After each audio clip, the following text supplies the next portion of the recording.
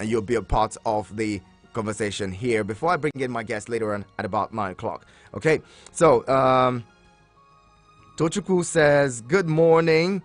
I said this before that INEC is not serious for the free and fair election. They seized our money, saying it's posted many articles on this, that INEC should introduce digital PVC numbers like BVN and electronic voting system.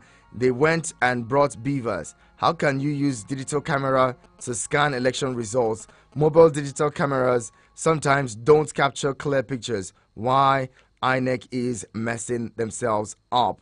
Okay, that's your question there, Tochukwu. I wouldn't know now. I really wouldn't know now how to provide an answer to that. Okay, who's joining us here again? Okay, you didn't add your name. You sent a voice note in. Hello. Miss Sunday Yunombe from New Nyanya. Okay. President Nacho, I would like to add my quota to the elections. Okay. Election material got here at around 11:15 and voting commenced around 11:45. But before the commencement of the election here in my polling unit in New Nyanya, it was so difficult, as from what we observed, the training from the INEC, it was haphazardly done. These people were either not trained properly or they didn't learn what they were taught. Election started.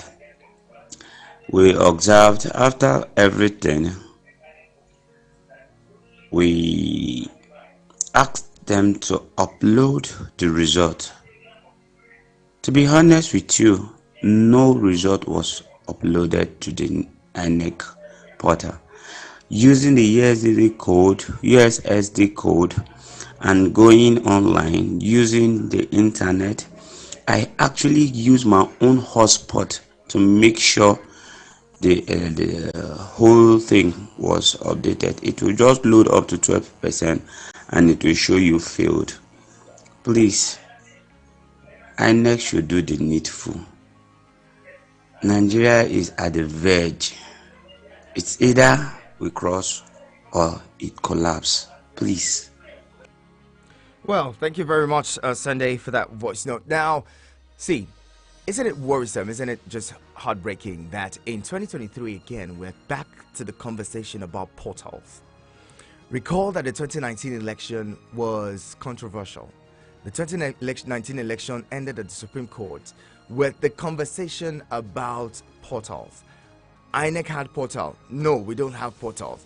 INEC has a portal where election results were uploaded. No, we don't have such a portal. Eventually, the Supreme Court ruled on that matter, and then INEC eventually said, oh, there was a portal, but it wasn't the kind of portal that the candidate said we had. Again, in 2023, we're back to discussing portals and no portals and how portals are working and how they're not working. When the election ends at the courts, what would happen?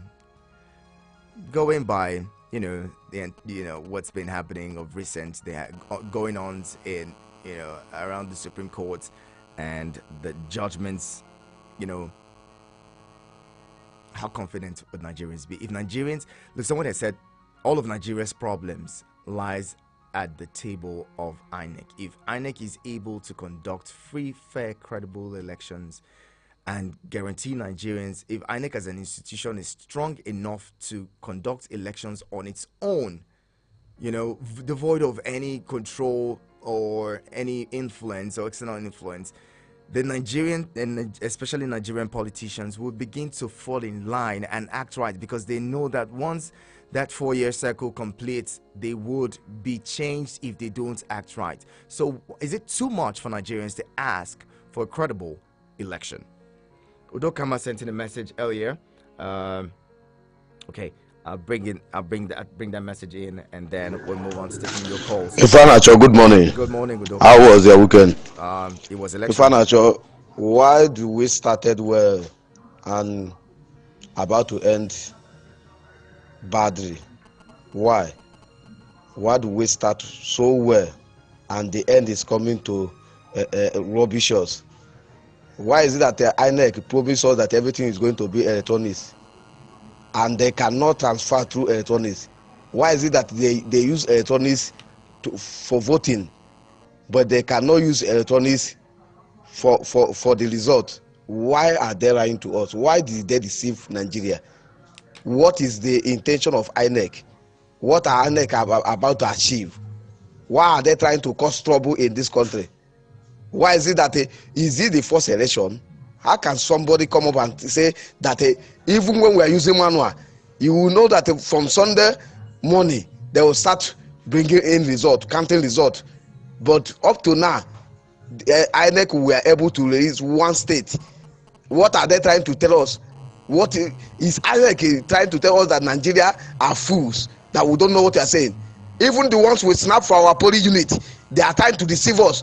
The ones we see from our polling unit, they are trying to tell us that it's rubbish, that we don't know what they are saying. Dokum, I don't think anyone says you don't know what you're saying. I just like you right. Saying, INEC should be careful. Okay, INEC should be careful. Chinonso from Suleja says INEC is just the problem we are having. People came out, voted, protected their votes, but the independent body should not truncate these efforts. Again, Nigerians must be commended. This time around, we would not say there was voter apathy, that Nigerians don't come out to vote. Perhaps before now there was no issue of voter apathy. It was an issue of, the number of votes recorded. Because when we look at the data, we don't look at the number of people who actually came out. We look at the number of people who actually voted. But in this election, it's proven that people came out, but many of them could not perform their civic duty on account of INEC officials coming late, arriving their polling units late because of no fault of theirs. That's for the ad hoc staff. But then when they arrive late, they're unable to commence early.